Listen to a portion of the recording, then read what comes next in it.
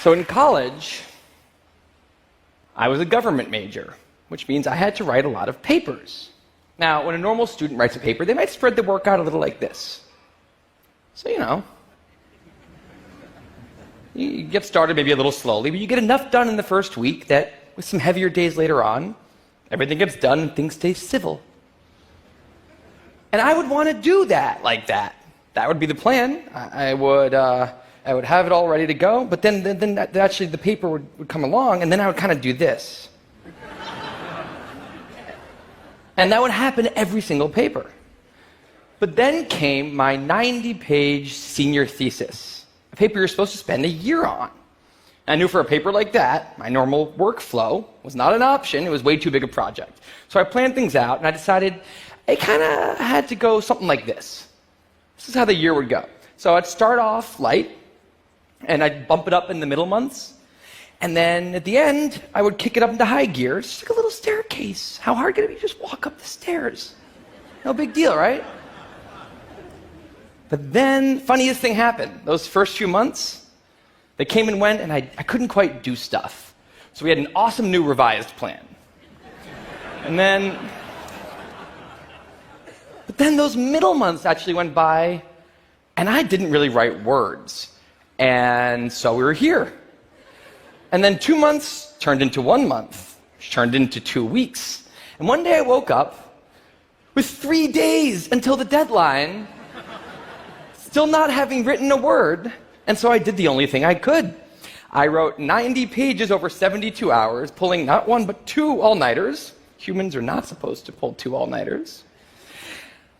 Sprinted across campus, dove in slow motion, and got it in just at the deadline. I thought that was the end of everything. But a week later, I get a call. It's the school. And they say, "Is this Tim Urban?" And I say, "Yeah." And they say, "We need to talk about your thesis." And I say, "Okay." And they say, "It's the best one we've ever seen."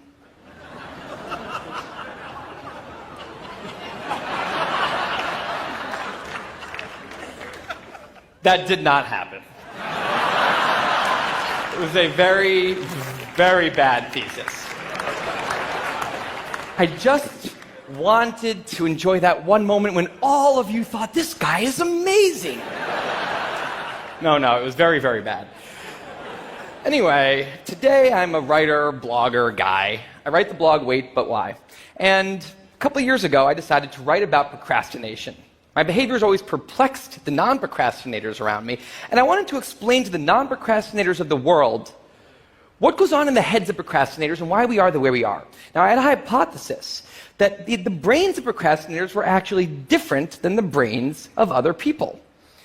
And to test this, I found an MRI lab that actually let me scan both my brain and the brain of a proven non-procrastinator, so I could compare them, and I actually brought them here to show you today, and I want you to take a look carefully to see if you can notice a difference. And I know that if you're not a trained brain expert, it's not that obvious, but just take a look, okay?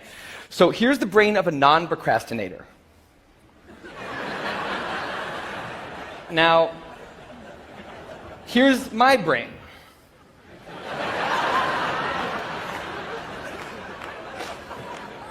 There is a difference. Both brains have a rational decision maker in them, but the procrastinator's brain also has an instant gratification monkey. Now, what does this mean for the procrastinator? Well, it means everything's fine until this happens.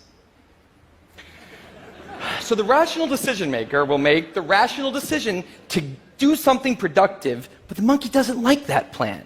So he actually takes the wheel, and he says, "Actually, let's read the entire Wikipedia page of the Nancy Kerrigan-Tanya Harding scandal, because I just remembered that happened." Then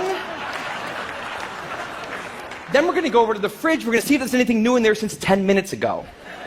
After that, we're going to go on a YouTube spiral that starts with videos of Richard Feynman talking about magnets and ends much, much later with us watching interviews with Justin Bieber's mom.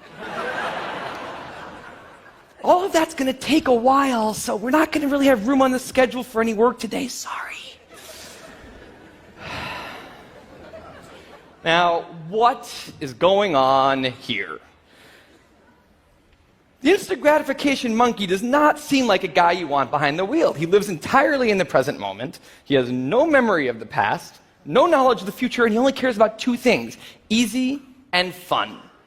Now, in the animal world, that works fine. If you're a dog and you spend your whole life doing nothing other than easy and fun things, you're a huge success. And to the monkey, humans are just another animal species he has to keep well slept, well fed, and propagating into the next generation. Which in tribal times might have worked okay. But if you haven't noticed, now we're not in tribal times. We're in an advanced civilization, and the monkey does not know what that is. Which is why we have another guy in our brain, the rational decision maker, who gives us the ability to do things no other animal can do. We can visualize the future. We can see the big picture. We can make long-term plans. And he wants to take all of that into account. And he wants to just have us do whatever makes sense to be doing right now. Now, sometimes it makes sense to be doing things that are easy and fun, like when you're having dinner or going to bed or enjoying well-earned leisure time. That's why there's an overlap. Sometimes they agree. But other times, it makes much more sense to be doing things that are harder and less pleasant for the sake of the big picture, and that's when we have a conflict. And for the procrastinator, that conflict tends to end a certain way every time, leaving him spending a lot of time in this orange zone, an easy and fun place that's entirely out of the makes sense circle. I call it the dark playground. Now, the dark playground is a place that all of you procrastinators out there know very well. It's where leisure activities happen at times when leisure activities are not supposed to be happening. The fun you have in the dark playground isn't actually fun because it's completely unearned and the air is filled with guilt, dread, anxiety, self-hatred, all those good procrastinator feelings. And the question is, in this situation, with the monkey behind the wheel, how does the procrastinator ever get himself over here to this blue zone? A less pleasant place, but where really important things happen. Well, turns out that the procrastinator has a guardian angel, someone who's always looking down on him and watching over him in his darkest moments, someone called the panic monster.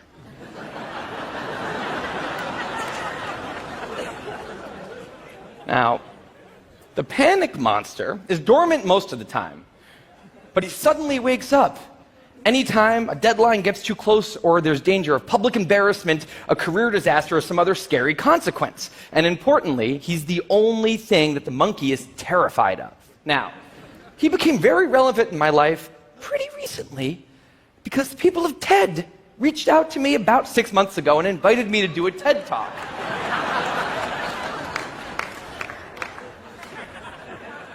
Now, of course, I said yes. It's always been a dream of mine to have done a TED Talk in the past.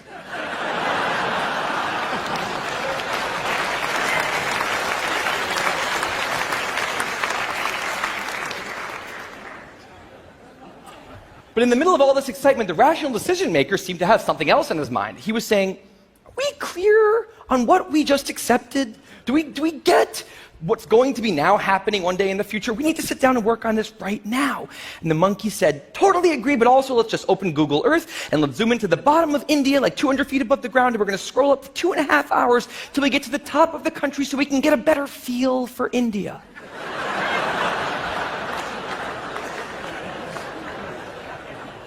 So that's what we did that day. As 6 months turned into 4, and then 2, and then 1, the people of TED decided to release the speakers. And I opened up the website, and there was my face staring right back at me, and guess who woke up? So the panic monster starts losing his mind, and a few seconds later, the whole system's in mayhem.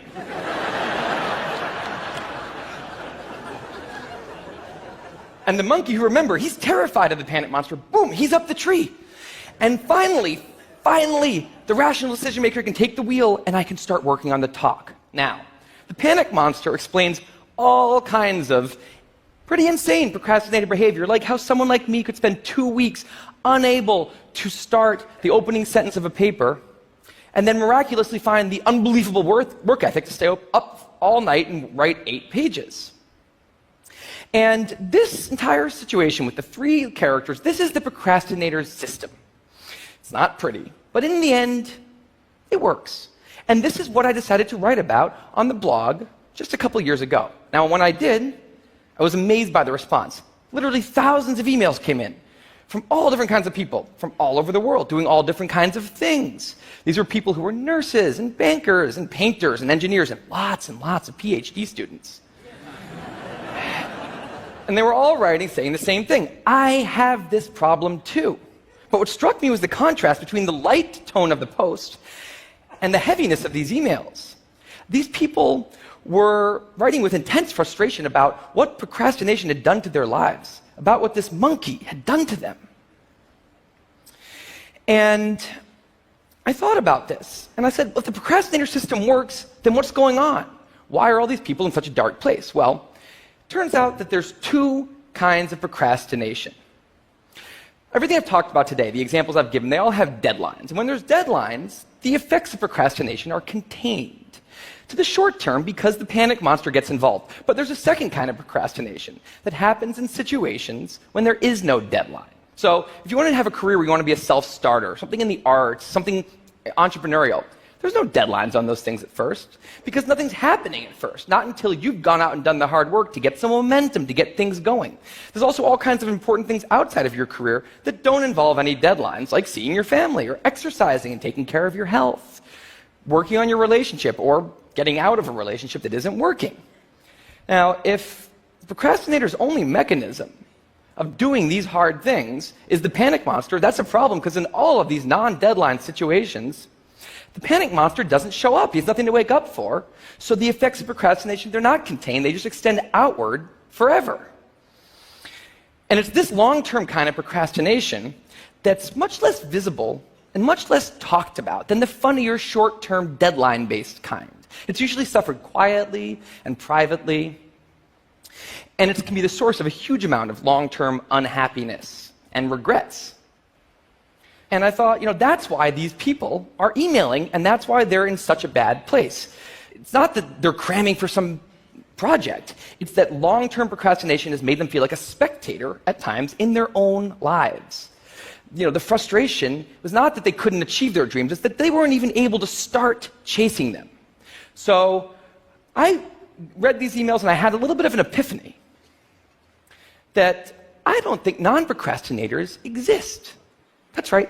I think all of you are procrastinators. Now, you might not all be a mess, like some of us. And some of you may have a healthy relationship with deadlines. But remember, the monkey's sneakiest trick is when the deadlines aren't there. Now, I want to show you one last thing. I call this a life calendar. That's one box for every week of a 90-year life.